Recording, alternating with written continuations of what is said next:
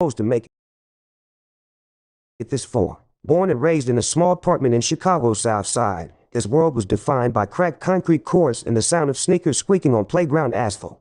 Basketball wasn't just a sport for JT, it was survival. At 6'6" with a lightning-quick first step, JT stood out early on, but talent wasn't enough. College scouts rarely visited his neighborhood, and a poor high school season almost buried his dreams. It was only when Coach Wiggins, a retired scout with an eye for hidden talent, caught wind of a raw, determined player in a midnight pickup game that things began to change.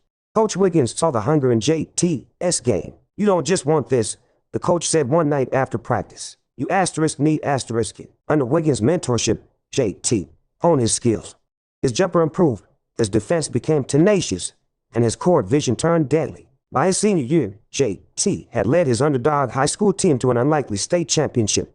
Colleges that once overlooked him now fought for his commitment, but JT chose to stay close to home, playing for a small Division I school in Illinois. In his freshman year, he shattered expectations, averaging 25 points per game and leading his team to March Madness. The tournament's bright lights were his stage. Sports commentators compared his electrifying drives to Dwyane Wade and his underdog spirit to Allen Iverson. He didn't just play the game, he attacked it. The NBA soon came calling. Drafted 14th overall to a struggling franchise, the Detroit Vipers, JT knew it wouldn't be easy. The Vipers hadn't made the playoffs in a decade. Critics dismissed him as too small and too reckless, but JT lived for the doubt. In his rookie season, JT became the spark Detroit needed. Fans fell in love with his fearless style, blocking shots against bigger players, diving for loose balls, and hitting clutch shots when the game was on the line.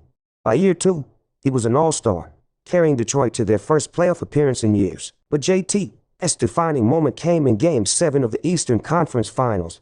Down by 2 with seconds left, he stole an inbound pass and sprinted down the court. Time froze as he launched a step-back three. The buzzer blared as the ball swished through the net.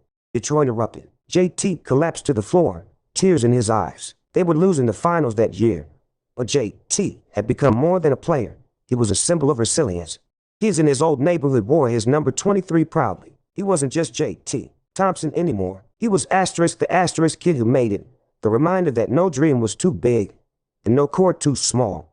Years later, standing at center court as Detroit retired his jersey, JT looked back on it all, the late nights, the missed shots, the doubters, and smiled. "The game saved me," he said into the microphone, his voice steady, "and I gave it everything I had." The crowd roared, and somewhere in Chicago, a kid grabbed a worn-out basketball and raced to the court, dreaming of being like JT someday. Asterisk title, asterisk the rising kid grabbed